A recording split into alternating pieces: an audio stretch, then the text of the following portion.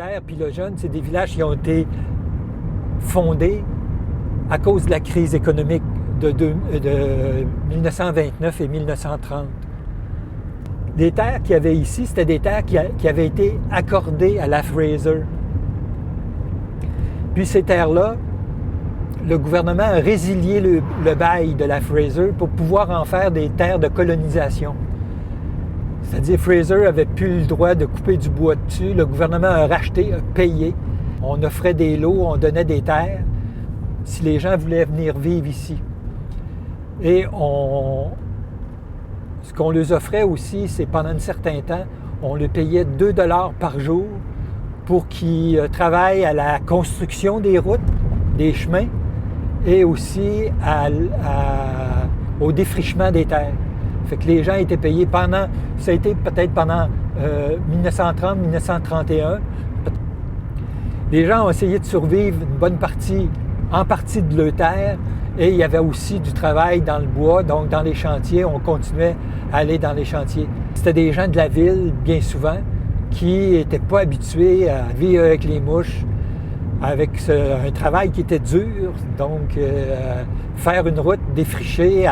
Donc on arrive ici à Eau-Claire. C'est un village, là, on pourrait dire champignon. On parlait des villes champignons, mais c'est en l'espace de 4-5 ans, le village est arrivé tout de suite à 700-800, la paroisse, pas le village, mais toute la paroisse, les colonies autour, est arrivé à 700-800 personnes, habitants, 700-800 habitants en l'espace de 5 ans. C'est la même chose pour Le Jeune, ça s'est peuplé rapidement. Et là, la madame. Puis on sort, puis...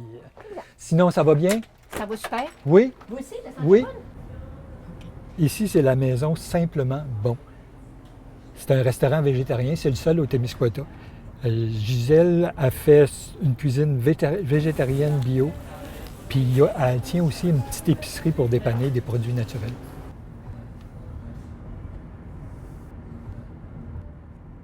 Quand on veut manger végé, c'est une bonne place.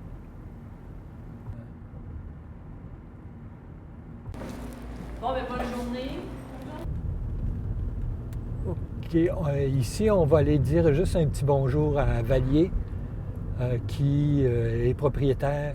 Quand je te disais qu'on a évolué au niveau du sirop d'érable, on est parti de la petite cabane à sucre à une affaire comme 400-500 entailles à 20-25 000 entailles.